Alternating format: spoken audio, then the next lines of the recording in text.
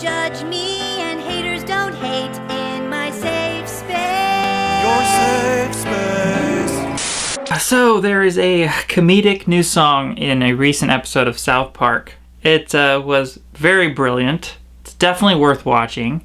The link is going to be in the description. But when I watched this music video, I started thinking about, it's like it's done in a musical fashion. The characters of South Park are singing about the safe space, and the safe space is this idea that people want to like block out judgment. They want to block out criticisms, so they're only receiving positive feedback. Right? They're in like an echo chamber of positive feedback. If you do not like me, you are not allowed in my safe space.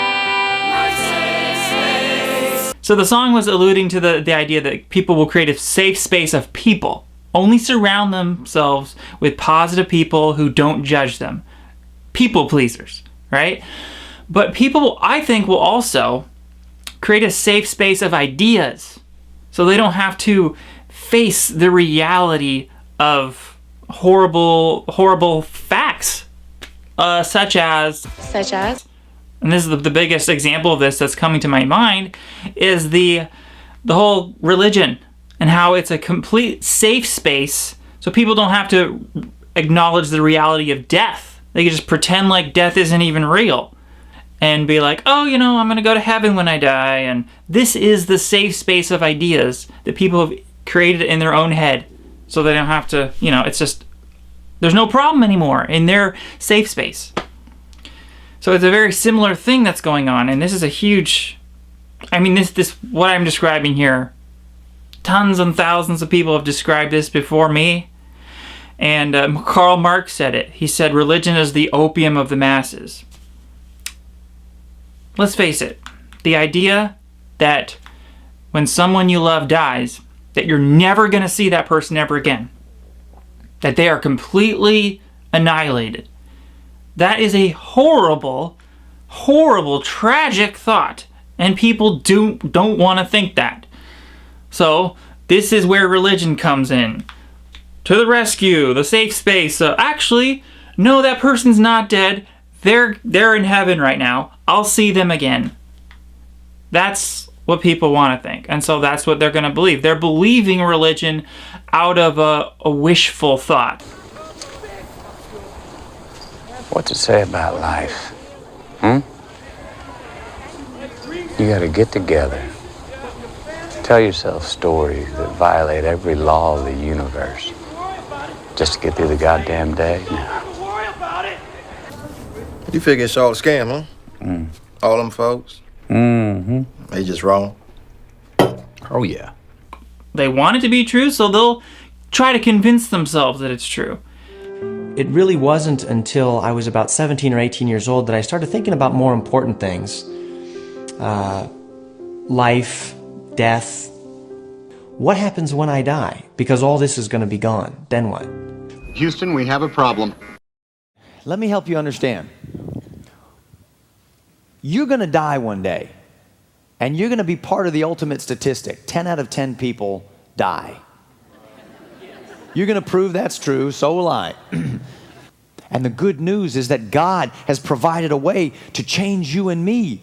He says, I will wash away your sin and give you power over it, and you will be given the gift of eternal life because of what I have done for you. That's good news. And that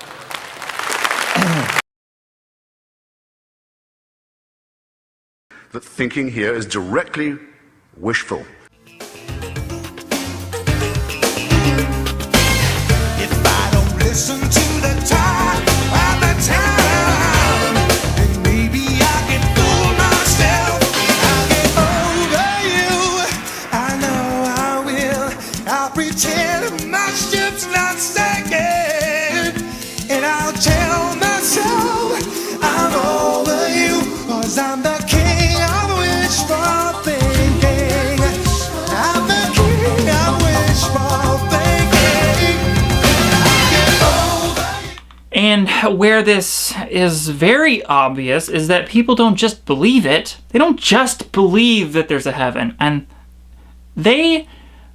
most Christians, I won't say all Christians, but most Christians I've talked to, they'll delude themselves to the point where they will say that they know. They're certain that there's a heaven. This is where you can really, that's where they give themselves away. That it's obviously just a coping mechanism. It's a delusion. Because no one could know that there's a heaven or... I know that God is real. I know that I'm saved. I know that Jesus is my Savior. I mean, even as an atheist, I admit that that's possible. You know, but how can these people say that they know for sure? That's where the delusion really is obvious. I do know I'm going to heaven. I have no idea about that. Okay, but what if there's not an afterlife? Doesn't it bother you that there might not be and you might stop existing if you were to die? Nah. Do you know you're going to go to heaven? Yes. Is that something you know for sure? Yes. For sure, positive. No doubt at all? No doubt at all. So no. you're not afraid of death at all? No, I'm not afraid of death. I'm saved, and I know that I am. I'm saved. That's just a safe space they've created in their head. You know, it's like the movie. It reminds me all of the movie A Few Good Men. That famous line where he says, "You can't handle the truth." That's true. These people can't handle the truth. And the truth is, nobody knows what happens when you die. But there's a good reason to think that nothing happens. Because that's like the default position. The default would be, okay, you see this body, it's decaying into the ground, it's gotten burnt up. The default position would be, they're gone. They're just gone forever. Why would you think that they're alive somewhere in some alternate realm, some other dimension? Why would you think that? There's really no evidence to think that. Because it seems incredible that all this stuff that we store in our brains, all the memories we have, all the mental images that we are able to keep, all the algebra that we learn, that all that goes away when we die is really hard for all of us to accept. And this, along with this, is that we are not nature's last word. We are not the final answer that nature came up with, that we are not what some entity created as his or her very best work. We're just one more step on the evolutionary timeline. And for many people, that's so troubling, they can't accept it at all. For me, of course, it's empowering and amazing. And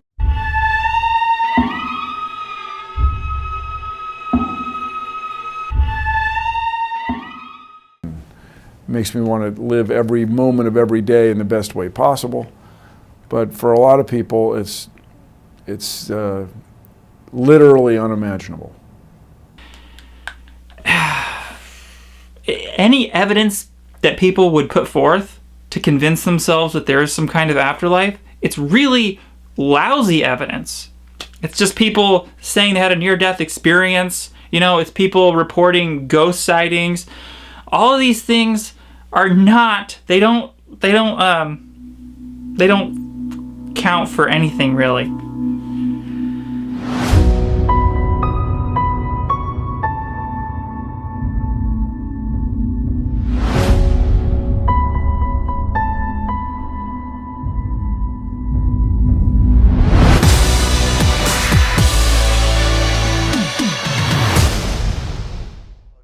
Well, first of all, I don't see any evidence that there are such things as ghosts. If by ghosts you mean the remnants of an individual, a human being, or an animal perhaps, who once lived and has somehow left some sort of a shade behind. I've heard the word shade used as well.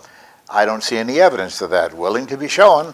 I see lots of evidence, but it's not very convincing. And again, it doesn't have to be convincing to me, it just has to be definitive evidence.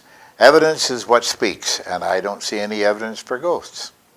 So, let's embrace reality here, and the reality is that life is painful and scary and nightmarish, because death is a very real thing as far as I can tell, which is why we need to do our best to avoid it and to live forever physically, curing aging, and all the other things I talk about on my channel. And if you're religious and you think there's an afterlife and you think there's a God, I would encourage you to, fine, you can think that all you want, but acknowledge what you're doing. You have created a safe space of ideas so you don't have to really acknowledge the painful reality. You can't ruin our lives, reality. Our safe space will keep you out. That's what you're doing. So acknowledge that it's a coping mechanism that you've created. And at the very least, okay, fine, believe in God, believe in the afterlife, whatever. At the very least, admit to yourself, have the courage and honesty and humility to admit to yourself, you don't know for sure. I'm hearing a lot of I don't knows in this conversation. Uncertainty makes me uncomfortable. Okay? Admit that there is a big possibility that when you die, you're going to cease to exist forever. Can you just admit that to yourself, please? You know? And when you admit that to yourself, then you realize death therefore is a problem, and that we should try to cure aging, and we should try to live forever physically on this planet. Because these gods and this afterlife, it's a hypothetical. That's never been proven. And this is a big issue we're talking about. We're talking about existence. We're talking about your life. Are you going to die and cease to exist forever? That's a big deal. That's something you should want to avoid. And by creating this safe space where that's not even a possibility, where you think, well, I'm just going to go to heaven, and what you're doing yourself a big disservice, because you're not going to have fear. The safe space of ideas really is created by religious people to block out fear. So they don't have to acknowledge these horrible possibilities, that death is the end. They would rather not acknowledge that. They would rather not have to live with fear. So they'll create their safe space and block that out. But the problem with that is, yeah, you're going to go through life less stressed out. You're going to go through life feeling comforted that you're going to die and see all your loved ones and there's going to be paradise forever. That's going to give you comfort, but the downside is that you're not going to have the fear of death as much as the person like me who is open to reality, is being honest about the situation. You're not going to have the fear, and that fear is a really valuable motivator. You do not fear death. You think this makes you strong. It makes you weak. Why? How can you move faster than possible, fight longer than possible, without the most powerful impulse of the spirit? The fear of death. I do fear death. The machine doesn't improvise well because you can't program a fear of death. Our survival instinct is our single greatest source of inspiration. Are you going to be motivated to live as healthy as possible, to live as safely as possible, not take risks that could jeopardize your health, your life? You're going to be more likely to endanger your life because you're going to think you get another life. Matthew was not afraid to die. Matthew was not afraid to die. He says, I know I'm going to heaven. I know I'm going to heaven, so why can't I? He was not afraid to die. And what did you say to him? And you're also going to be less likely to donate to cure aging, which is the most important thing we need to do to live forever. Because aging is the biggest barricade. It's that wall we're all going to hit. And if we don't cure aging, we're screwed. So religious people and everyone in the world, this is the issue. It's, don't you want to live? Don't you want to survive? Don't you want to keep on living? Because don't you realize that you're headed for a disaster? You're going to get old. You're going to die unless we do something.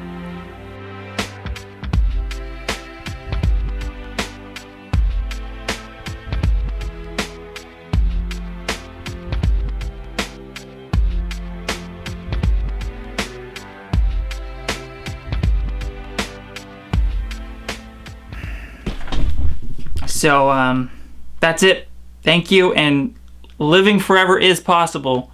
I'm sure you've heard in your life that we all have to die, that growing old and dying is inevitable. Well, I got news. It's actually not inevitable, because nobody knows the future.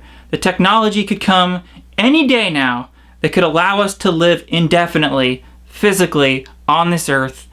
And that's a real possibility, is we can have a salvation from death with science, advancements in science. So let's promote that. Let's support that. Let's donate to the scientists who are working to cure aging right now.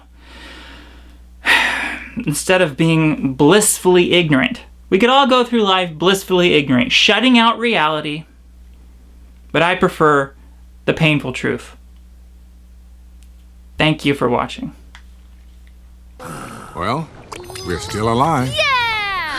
I pretend my ship